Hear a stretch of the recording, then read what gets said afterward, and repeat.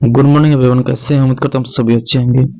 तो आज हम लोग क्लास 10 सब्जेक्ट्स हिंदी आज हम लोग पढ़ेंगे झारखंड एकेडमिक काउंसिल रांची द्वारा जारी किया गया मॉडल क्वेश्चन पेपर। इसके पिछले वीडियो में हम लोग 1 से लेकर 30 तक ऑब्जेक्टिव क्वेश्चन सॉल्यूशन किए थे। आज के इस वीडियो में हम लोग खंड ख से अति लघु उत्तरीय प्रश्न एवं दीर्घ उत्तरीय प्रश्न को हम लोग सॉल्व करेंगे। तो वीडियो के अंत तक बने रहिए। यहाँ पे आज जितने भी यहाँ पे खंड ग और घ में जितने भी सारे क्वेश्चन यहाँ पे दिए गए हैं, सारे क्वेश्चन को हम लोग सोल्व करेंगे। क्वेश्चन नंबर 31 यहाँ पे जो सब्जेक्टिव क्वेश्चन है, क्वेश्चन नंबर 31 बोल रहा है कि उद्धव के व्यवहार की तुलना किससे की गई है। आपको क्वेश्चन पूछ रहा है कि क्वेश्चन क्या बोल रहा है कि उद्धव के व्यवहार की तुलना किससे की गई है। उत्तर में क्या लिखना है आपको कि उद्धव के व्यवहार की तुलना भौरे से की गई। भौरा जैसे काला है वैसा ही उद्धव का मन है, इसलिए गोपियों को कृष्ण को भूलने कहकर निर्गुण उपासना का संदेश देते हैं। प्रथम पद में हम देखते हैं कि उद्धव की तुलना कमल के पत्ते एवं तेल की गगरी से की गई है, जिन पर जल के बूंदों का कोई प्रभाव नहीं पड़ता। वैसे ही उद्धव पर भी प्रेम का कोई प्रभाव कृष्ण के साथ रहने पर भी नहीं पड़ा। Next question, question number 32। जितना भी यहाँ पे जो क्वेश्चन का जो उत्तर बता रहे हैं सारों का आप लोग अपना कॉपी में नोट करते रहिए। क्वेश्चन नंबर 32, क्वेश्चन नंबर 32 यहाँ पे देखिए। क्वेश्चन नंबर 32 क्या चीज बोल रहा है कि क्वेश्चन नंबर 32 है कि उत्साह कविता में कवि बादल को गरज कर बरसने के लिए क्यों कह रहा है। उत्तर यहाँ पे देखिए क्यों कह रहा है कि कवि धरती पर बड़ा बदलाव चाहता है। क्या बदलाव चाहता है कि इसके अलावा व्यक्ति तथा अन्य जीवों में उत्साह, उमंग और जोश भी भरना चाहता है, इसलिए कवि बादल को गरज कर बरसने के लिए कह रहा है। इसका सही आंसर क्या होता? इसलिए कवि बादल को गरज कर बरसने के लिए कह रहा है। अगला question, question number 33। Question number 33 बोले कि बच्चे के दंतुरित मुस्कान का कवि के मन पर क्या प्रभाव पड़ता है। उत्तर है कि बच्चे की दंतुरित मुस्कान का कवि के मन पर सकारात्मक प्रभाव पड़ता है। उसे जीवन के प्रति नई आस जगने लगती, उससे जीवन की संजीवनी बूटी मिल जाती और जिजीविषा से भर जाते। क्वेश्चन नंबर 34, क्वेश्चन नंबर 34 में है कि गिरिजा कुमार माथुर अथवा यशपाल की किन्हीं दो रचनाओं के नाम बताना है आपको। तो यहाँ पे उत्तर यहाँ पे देखिए जो गिरिजा कुमार माथुर, इसके दो रचना कौन सा, एक रचना है छाया मत छूना और दूसरा क्या है मंजिल। बात करें यशपाल का तो यशपाल का एक रचना का नाम है लखनवी अंदाज और दूसरा का है अप्सरा। क्वेश्चन नंबर 35, नेताजी की मूर्ति का निर्माण किसने कराया था। उत्तर है कि यह प्रतिमा कस्बे के ही हाई स्कूल के एक ड्राइंग मास्टर मोतीलाल जी द्वारा बनाई गई थी। क्वेश्चन नंबर 36, बाल गोविंद भगत की टोपी कैसी होती थी। उसका उत्तर क्या होगा, कबीर पंथियों जैसी। क्या होगा, कबीर पंथियों जैसी। बाल गोविंद भगत की जो टोपी कैसी थी वो कबीर पंथियों जैसी। क्वेश्चन नंबर 37, क्वेश्चन नंबर 37 क्या बोल रहा है कि लखनवी अंदाज पाठ में लेखक ने सेकेंड क्लास का टिकट क्यों खरीदा था। उत्तर यहाँ पे देखिए लेखक को नई कहानी और नए पात्रों की तलाश थी। उन्हें लगता था कि ट्रेन में सफर करने के क्रम में खिड़कियों से प्राकृतिक नजारा देखने के क्रम में नई कहानी एवं नए पात्र मिल जाएंगे, इसलिए उन्होंने सेकेंड क्लास का टिकट खरीदा था। क्वेश्चन नंबर 38, क्वेश्चन नंबर 38 है कि परिमल क्या है। बताना है कि जो परिमल क्या है। उत्तर यहाँ पे देखिए 10 दिसंबर 1944 को प्रयाग विश्वविद्यालय के साहित्यिक अभिरुचि रखने वाले कुछ उत्साही युवक मित्रों द्वारा परिमल की स्थापना की गई। परिमल द्वारा अखिल भारतीय स्तर की गोष्ठियां आयोजित की जाती थी, जिसमें कहानी, कविता, उपन्यास, नाटक आदि पर खुली आलोचना एवं उन्मुक्त बहस की जाती थी। नेक्स्ट हम लोग खंड ग के बढ़ते हैं। खंड ग में क्या है यहाँ पे लघु उत्तरीय प्रश्न। क्या है यहाँ पे लघु उत्तरीय प्रश्न बोल रहा है कि निम्नलिखित में से किन्हीं 6 प्रश्न का उत्तर देना है इसमें। क्वेश्चन नंबर 39 बोल रहा है कि मर्यादा न लही के माध्यम से कौन सी मर्यादा रहने की बात कही जा रही है। उत्तर में क्या है कि प्रेम की बात कहें तो इसकी सबसे बड़ी मर्यादा है कि प्रेमी और प्रेमिका दोनों प्रेम निभाए, एक दूसरे की भावनाओं को समझे और सम्मान करे। किंतु कृष्ण ने गोपियों से प्रेम निभाने के स्थान पर उनके लिए कड़वी ककड़ी समान योग साधना का संदेश उद्धव के माध्यम से भेज दिया, जो कि गोपियों की नजर में एक प्रकार का छल था। इसी छल को गोपियों ने समझा कि कृष्ण ने हमारे प्रेम की मर्यादा नहीं रखी। क्वेश्चन नंबर 40 नंबर यहाँ पे क्या बोल रहा है कि आपके विचार से मां ने ऐसा क्यों कहा कि लड़की होना पर लड़की जैसी मत दिखाई देना। उत्तर आपको लिखना है कि लड़की होना पर लड़के जैसे मत दिखाई देना मां ने ऐसा इसलिए कहा है क्योंकि वो लड़कियों पर हो रहे अत्याचार एवं शोषण से उसे बचाना चाहती है। लड़की अपने नारी सुलभ गुणों, सरलता, निश्चलता, विनम्रता आदि गुणों को बनाए रखे, परंतु वह इतनी कमजोर भी ना हो कि लड़की समझकर ससुराल के लोग उसका शोषण करने लगे। लड़की भावी जीवन की कठिनाइयों का साहसपूर्वक मुकाबला कर सके। इस क्वेश्चन का आंसर जितना भी यहाँ पे क्वेश्चंस का आंसर यहाँ पे करा रहे हैं सारों को क्या करना, आपको कॉपी में नोट करना है, फिर आपको याद भी करना है। क्वेश्चन नंबर 41 यहाँ पे क्या बोल रहे कि संगतकार के माध्यम से कवि किस प्रकार के व्यक्तियों को संकेत करना चाह रहा है। तो इसका सही उत्तर क्या होगा कि संगतकार के माध्यम से कवि कला अथवा किसी भी क्षेत्र में सहायक की भूमिका निभाने वाले व्यक्तियों को संकेत करना चाह रहा है। कवि का मानना है कि संगतकार जैसे सहायक लोग किसी भी क्षेत्र में प्रमुख व्यक्तियों के महत्व को बढ़ाने के लिए अपना जीवन समर्पित करते हैं, लेकिन उन्हें उतना महत्व नहीं मिलता जितना मुख्य भूमिका में रहने वाले लोगों को मिलता है। क्वेश्चन नंबर 42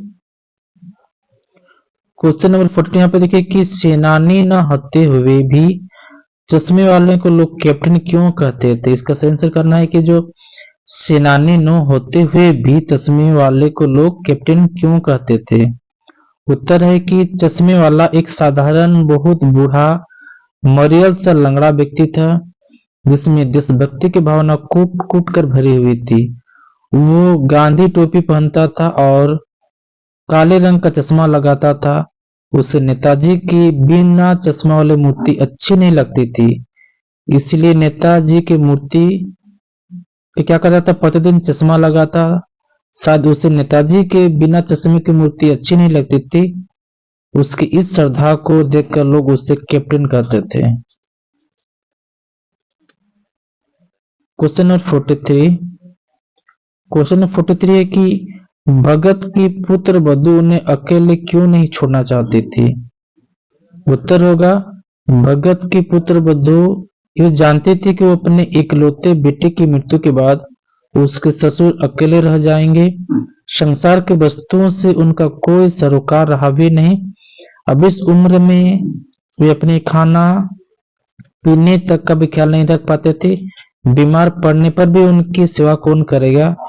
यह सब सोचकर वो बाल गोविंद भगत के साथ ही रहना चाहते थे, उन्हें अकेला नहीं छोड़ना चाहते थे। क्वेश्चन नंबर 44 बिस्मिल्लाह खान को काशी का नायाब हीरा क्यों कहा जाता था। क्वेश्चन यह है कि जो बिस्मिल्लाह खान को काशी का नायाब हीरा क्यों कहा जाता है। उत्तर क्या होगा, काशी विभिन्न संस्कृति और धर्मावलंबियों का स्थान है।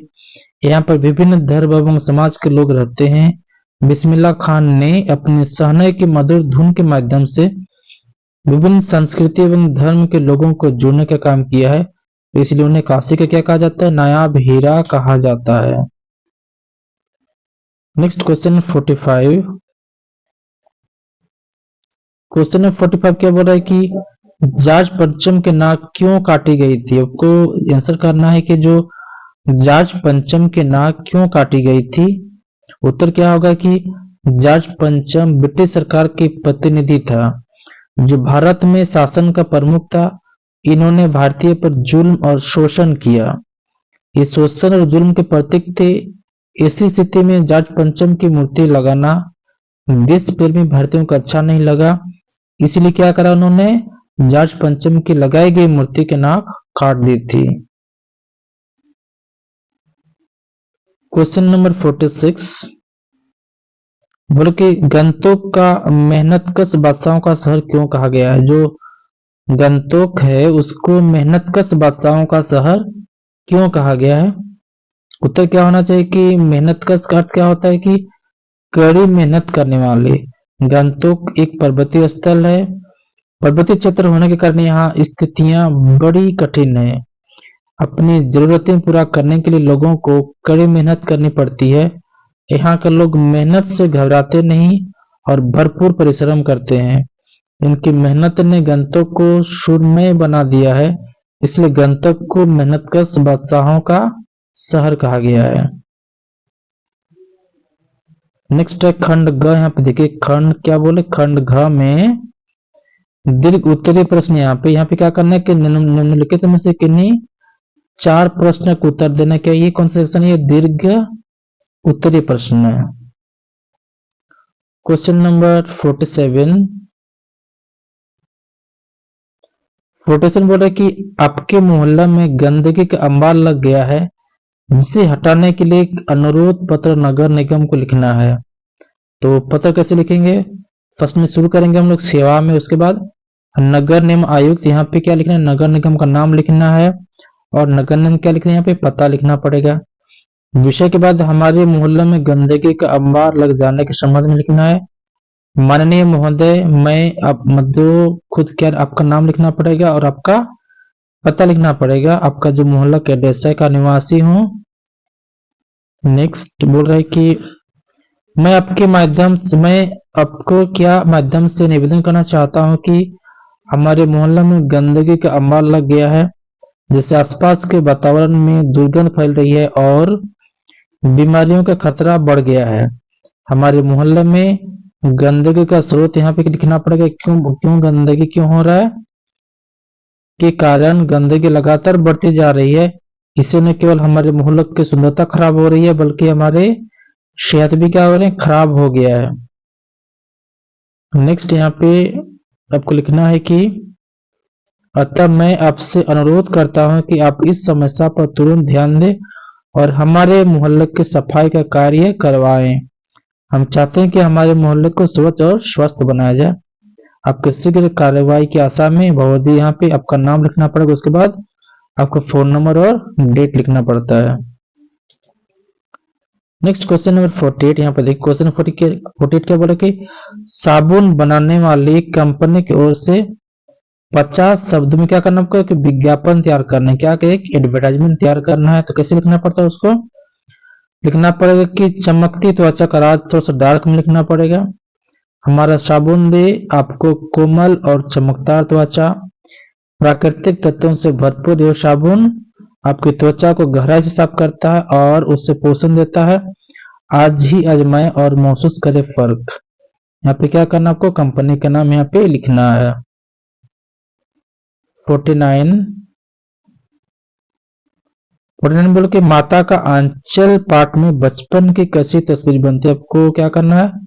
आंसर करना है। तो यहाँ पे देखिए माता को जो अंचल है पाठ में बचपन की मनोरम झांकी प्रस्तुत की गई। लेखक ने बताया है कि उससे बचपन में अपने पिता और माता का अपार स्नेह मिला। वे अधिकतर समय अपने पिता के साथ व्यतीत करते थे। इस कारण उनके पिता के साथ उनका मित्रवत संबंध स्थापित हो गया था।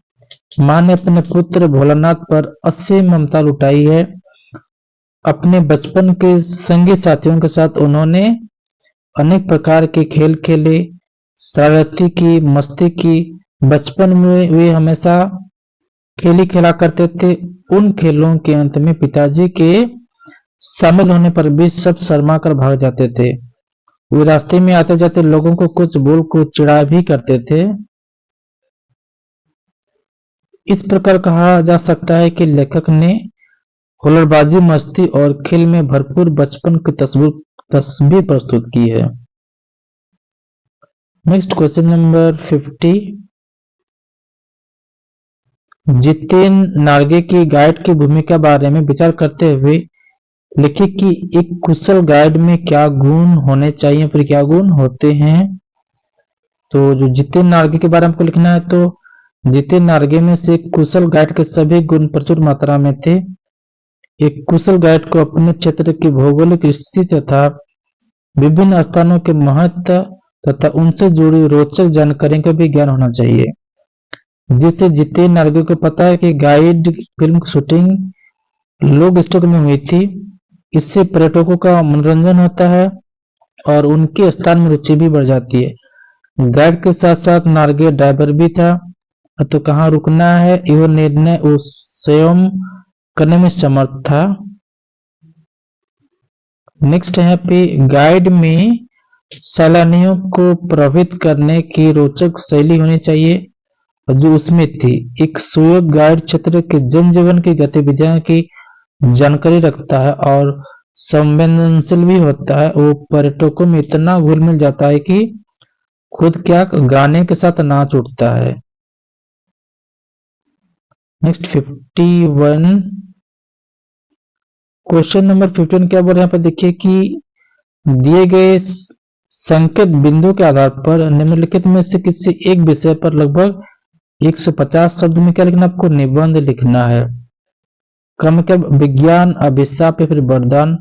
फर्स्ट में क्या लिखना है, प्रस्तावना लिखना है। उसके बाद उसके महत्व और प्रभाव, वरदान, अभिशाप, दृष्टिकोण या फिर उपसंहार लास्ट में लिखना है। तो क्या करेंगे अभी हम लोग, जो क्या विषय यहाँ पे लिखना है कि विज्ञान, अभिशाप के बारे क्या लिखेंगे।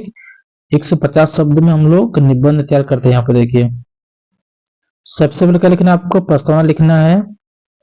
तो प्रस्तावना में सबसे पहले क्या लिखना है आपको, प्रस्तावना। विज्ञान मानव सभ्यता का सबसे बड़ा आविष्कार है। यह हमारे जीवन को आसान बनाने और मानव जीवन की गुणवत्ता में सुधार करने में महत्वपूर्ण भूमिका निभाता है, लेकिन साथ ही इसका दुरुपयोग भी मानवता के लिए खतरा बन सकता है। इसलिए यह प्रश्न उठता है कि विज्ञान वरदान है या अभिशाप है। नेक्स्ट यहाँ पे देखिए इसका महत्व एवं प्रभाव के बारे में जान लेते हैं। महत्व एवं प्रभाव में क्या बोले कि विज्ञान हमारे जीवन में क्रांतिकारी परिवर्तन लाए हैं। चिकित्सा क्षेत्र में विज्ञान ने कोई गंभीर बीमारियों का इलाज ढूंढ निकाला है, जिससे मानव जीवन की उम्र बढ़ी है। संचार के क्षेत्र में विज्ञान ने दुनिया को छोटा सा गांव बना दिया है। कृषि क्षेत्र में विज्ञान ने खाद्य उत्पादन में वृद्धि की है, जिससे खाद्य सुरक्षा सुनिश्चित हुई है। नेक्स्ट वरदान, हमको वरदान विज्ञान क्या मिला, वरदान कैसे हुआ यहाँ पे देखिए। तो विज्ञान ने हमें कोई तरह से लाभ पहुंचाए, जैसे कि चिकित्सा में क्या किया, वो विज्ञान ने कोई गंभीर बीमारियों का इलाज ढूंढ निकाला है। संचार में विज्ञान ने दुनिया का एक छोटा सा गांव बना दिया है, बिल्कुल। कृषि में विज्ञान ने खाद्य उत्पादन में वृद्धि की है। यातायात में विज्ञान ने यात्रा को आसान और तेज बना दिया है। अभिशाप में देखिए यहाँ पे अभिशाप, जो विज्ञान अभिशाप कैसे है, तो विज्ञान का दुरुपयोग भी मानवता के लिए खतरा बन सकता है। क्यों, यहाँ पर जैसे कि परमाणु हथियार, विज्ञान ने परमाणु हथियार बनाए हैं जो मानव सभ्यता के लिए सबसे बड़ा क्या है, वो खतरा है। पर्यावरण प्रदूषण बोल रहा है कि जो विज्ञान के कारण पर्यावरण प्रदूषण बढ़ रहा है, जिससे जलवायु परिवर्तन हो रहा है। नेक्स्ट है कि सामाजिक समस्याएं, विज्ञान के कारण सामाजिक समस्या भी बढ़ रही है, जिससे कि बेरोजगारी क्या आ रहा है, वो बेरोजगारी और असमानता हो रहा है। नेक्स्ट बात करें तो दृष्टिकोण, विज्ञान वरदान भी है और अभिशाप भी। यह किस रूप में हमारे सामने आएगा, यह इस बात पर निर्भर करता है कि हम इसका उपयोग कैसे करते हैं। यदि हम विज्ञान का उपयोग मानव कल्याण के लिए करते हैं तो ये हमारे लिए वरदान साबित होगा, लेकिन यदि हम इनका उपयोग विनाश के लिए करते हैं तो हमारे लिए क्या हुआ, एक अभिशाप हो जाएगा, अभिशाप बन जाएगा। उपसंहार यहाँ पे देखिए, उपसंहार में क्या लिखा है कि विज्ञान एक शक्तिशाली उपकरण है, ये हमारे हाथ में है और हम इससे कैसे इस्तेमाल करते हैं, हमें विज्ञान का उपयोग मानव कल्याण के लिए करना चाहिए और इसका दुरुपयोग करने से बचना चाहिए। नेक्स्ट यहाँ पे देखो, उसके बाद क्वेश्चन नंबर के बढ़िया यहाँ पे देखो, क्वेश्चन नंबर 52। क्वेश्चन नंबर 50 बोल रहा है कि किसी एक का भाव स्पष्ट करें। बेहसी लखनऊ बोले मृदुबानी, आहो मुनिषु महाभट मानी, पुनि पुनि मोही दिखाऊ कुठारू, चहत उड़ावन फूकी पहाड़ू। इसका भाव लिखना, आपको भाव स्पष्ट करना है। उसके पे भाव क्या होगा, यह पंक्ति रामचरितमानस से ली गई है। यहाँ लक्ष्मण हनुमान से कह रहे हैं, लक्ष्मण कैसे कह रहे हैं, हनुमान से कह रहे हैं कि हे महावत, तुम मुझे बार बार कुल्हाड़ी दिखाकर क्यों डरा रहे हो, तुम मुझे उड़ाने के लिए फूंक मारना चाहते हो। इस पंक्ति में लक्ष्मण का हनुमान पर विश्वास और हनुमान का शक्ति के प्रति आश्चर्य व्यक्त कर रहा है।